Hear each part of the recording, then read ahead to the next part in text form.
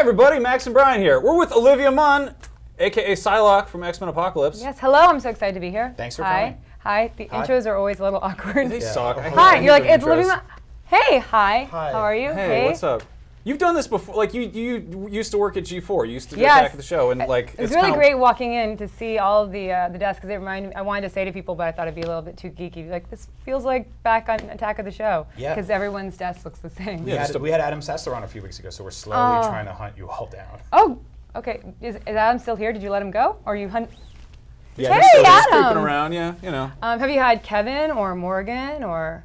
No, not really. I did a panel with Kevin at one point, but yeah. But that's like this is cool because like we've had people come in the office and they're like, what is IGN? But like you know what it is. Of course, you get people don't know what IGN is. No, I mean it's like the CNN of geek. I've been here a while. I still don't know what it stands for. Yeah, no one does. Are you even getting paid? I have no idea. Do you have paychecks coming through? Game night, international something game like night. that. Now, Olivia, you're in an X-Men movie, which is what we're supposed to talk about right now. Right. You're playing Psylocke. Yes, I'm playing Psylocke. How's that working out for you? It was, for me, playing Psylocke was one of the coolest things, just because I loved her growing up. The thing that I loved about her was that, a lot of times when you're reading the comics, the bad guys, even the bad guys, didn't always want to kill. The good guys, they would kill if they had to, but they really didn't want to. But the bad guys would only do it if it was like necessary, and then they would do it. But Psylocke, at least to me, when I would read the comics, she never seemed like she really cared, that she had no problem, and actually she enjoyed killing. And so I was really excited to play her, just because I always thought that was like such a badass quality. It's like, if you're gonna be a villain, be a villain. Yeah. Like, don't be afraid to stab somebody. And she's like, in the movie, she's pals with Apocalypse, is that right? Yeah, well, Apocalypse has been gone for like a millennium, and he's come back and he wants to take over the world and actually destroy everybody and start all over again, and he needs his horsemen, and Psylocke would be one of the horsemen. Okay. Is there a scene where she's kind of explaining to him everything that he's missed?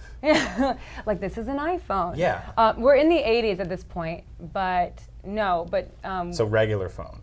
It's a regular. This is a rotary. This is a landline. We don't know why we call it that. That is the cordless, where you have to like make when you can't hear, you make the antenna come the Zach out more. Morris thing. Yeah. Yep. Actually, I don't have that, but I should. We're actually going back. We're doing some pickup shoots in a couple weeks in Montreal. So I should suggest that. Kick that in An there. entire monologue. Yeah. If you want to write a monologue, I'll bring it to Brian Singer. I would absolutely love that. Yeah. If we could get all the people from any of your writers from IGN, like, write a monologue about what happened in the 80s. Yep. And then when I'm dressed up as Psylocke, even if we don't put it in the movie, I'll shoot it and we'll send it to you guys. Here's the scene. It's you in Apocalypse. You're walking around in the 80s, and he's like, "What's that?" And you're like, "That's a VCR." "What's that?" "That's a TV." "What's that?" "That's a house." That's where's the beef houses? Yeah. We could do that. I mean, write it better than that, but we could do that. He's trying his best. So was this trying his best. Was this costume a nightmare? It looks like it's got a lot of straps and parts. This costume was really important to me, because when we were first, this takes like 10 or 15 costume fittings just for the latex molding. They have to fit it perfectly to your body, and it's a lot. It has to look like second skin, so it's a lot of fittings.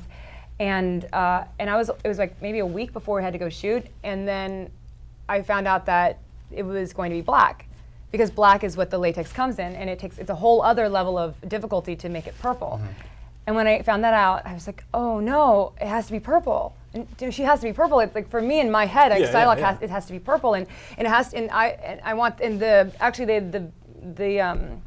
my sash was going to be purple. They said, well, we thought we'd give her some purple in her sash. I'm like, no, the sash is red, and I was very. So you're like sticking up for the nerds. Like, this has to be. It's Psylocke. She's got to be purple. That's a big deal. I mean, I feel like whenever you do a movie, when you do live action, I want to watch the actor's interpretation of it, and I want to watch everybody else's interpretation of it. But there are some things that if you want to go do another movie, go do another movie. But if you want to do X-Men and you want to do a comic book, you want to do a character like Psylocke, then do Psylocke. You have to go purple, and so. Because you can just hear that voice above the whole movie, like, wrong, no, that's not true, right. Wrong. Yeah, that voice. And that would have been me. Yeah. Yes. Like, I would have at the premiere going, boo! Are they like already annoyed at you for that? No, thankfully. Actually. I was like that. I actually was. I was like, she was a twin, and she's, and they're like, what? And I actually said this whole email at the end. I was like, I understand if you guys don't want to like work with me anymore, because it was this whole.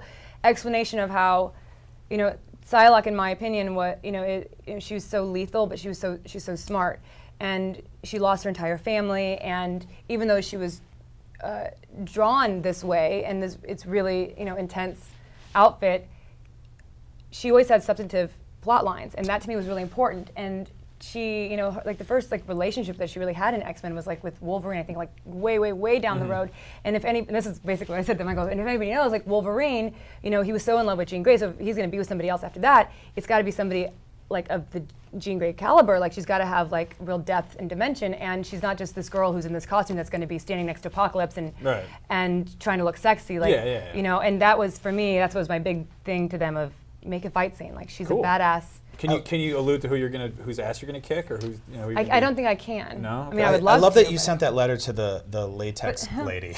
Well, the latex lady, she's like, oh, what is all this? I was I gotta make it purple. You know what the cool thing about, because there's gradients of the purple, goes it's a purple, it's a dark purple, then lighter purples, and we found the guy who, I think for all of the X-Men Psylocke dolls, the little figurines, he's the one who paints all of the costumes for the real Psylocke dolls. Oh, so wow. he was the one who did the costume. So for him, it was really cool because it's the first time he did a life-size Psylocke. So he was actually, so the colors are identical to all the Psylocke figurines that we've known for years. Oh wow, Yeah. awesome. But they were really cool about all the, thankfully, sometimes you give notes and I'm ready for people to be shut up. Right. Or you're too much of a nerd, but Brian and the producers, they were so cool. They were just awesome, great, and it all worked out.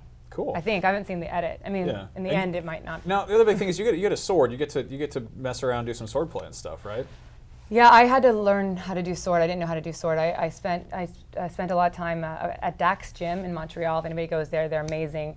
A husband and wife duo, and they taught me Taekwondo and martial arts. And I was training about 6-7 hours a day. Mostly because I just had a lot of free time to train. I was in Montreal for a long time. But it was really important to me that Psylocke comes off very strong and powerful, and that I could do my own fight scenes. Cool. And they were stringing you up on wires and stuff and having you flip it around and everything? Yeah, I actually got vertigo from it. Oh. I used to think vertigo was a fake thing. Did you ever? It's a Hitchcock movie based on a real thing. It sounds like a lie.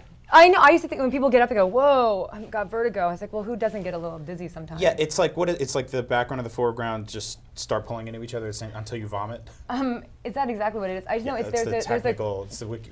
There's a little a bag of WebMD. crystal. There's a bag of crystals in your ear that control your equilibrium, and that's not real. A bag of crystals. it is. That's madness. It's not. It's true. There's doesn't it's a sound little. real at all. They're like rock crystals. Is anybody here a doctor? That's the most magical explanation No, of anything no. medical. There's a bag of in crystals there, in your ear. I used it that, and they said truly that's what it is. It's technically there's a little sack, and Okay. has little these little not crystals but rock kind of they kind of So look like crystals. It's So the most Tolkien thing I've ever heard. Yeah. So can you pawn them? Can you pull them out and sell them? No, they're in your ear, and then when they are in, and then when you. I was spinning all the time doing my sword work and spinning doing the flips. Did they have you doing that in the costume? Yeah. So did you get all dizzy in the costume and stumble around like a drunk Psylocke, or No, when you have vertigo. did you throw up on the costume? Is what I'm trying to get Never. at here. Okay. I would never throw up on the costume. And smile at the camera. I would. It just makes you just kind of get out of sorts. It's really hard to when you have vertigo, it's hard to comprehend, and so. But thankfully I have a benign one, so then I can do a maneuver. This is not what you're You talking have about. good crystals, not bad. No, Behind the I scenes had secrets of vertigo and wire fu and But what was the main question before I got to my vertigo? Swords. Swords. How do swords work? I mean, How do swords work? I mean, I know how they work. There's they're swords, but what does training for that entail? How much is it just a lot of practice, or it's is a lot of you do the same thing over and over just to develop your arm strength and your forearm strength. And I'm sure you guys look like guys who have good right arm, forearm strength. Where are you going with this? I think you know where I'm going. And you have to talking do about. a lot of this stuff. Oh, A lot of this. Yeah, a lot of A lot of this. If you have a sword, it's a lot of this. A lot of All right. that. And it's a lot of this. And then in learning some how of to. that.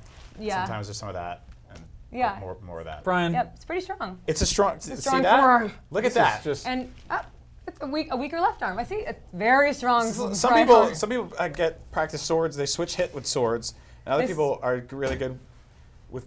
I try to do swords with other people. And So you're I- married? Yeah.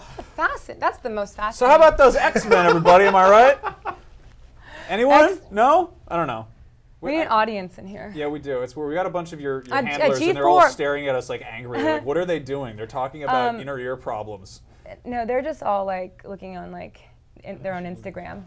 Oh, they're looking at Vertigo. They really care about the bags of crystals inside someone's ear. On Attack of the Show, we would have our all of our producers and everybody come in to watch the show, and it gave just a little bit more, I'm not going to tell you how to, No, we actually used to have an audience here, and we put out all the chairs out and stuff like that. Really? And then like brought it in from outside? Yeah. We couldn't do that because of insurance. Oh, really? They wouldn't let us. Oh, we just didn't have anyone sign anything. They would just show up, and we'd give them pizza, and it was fine. Oh. I think if you'd made a crime 2 years later on camera, it doesn't count, right?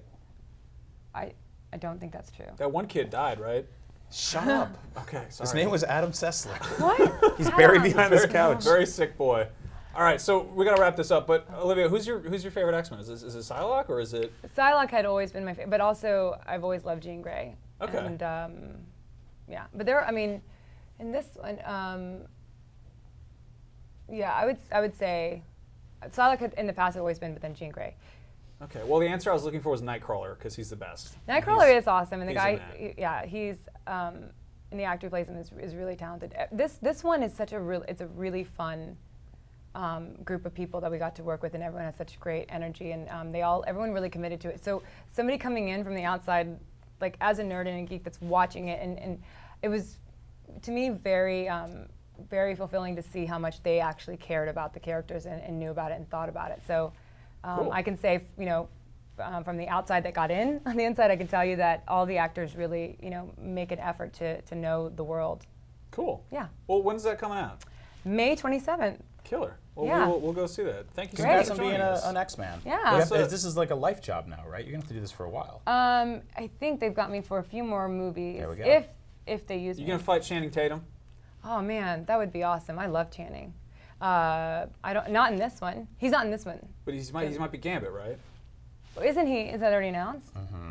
I think it's announced. I don't know. I mean, that's what I heard. I did hear that as You well. just fight Channing Tatum in general. I suggest that to most people, regardless of anything. So To do what? just to fight Channing Tatum Why would you ever fight Channing Tatum? because he's strong. It's a terrible idea. That's like fighting a truck. It's like a challenge. a truck that can dance all over your face. Exactly. Truck that can dance all of yeah.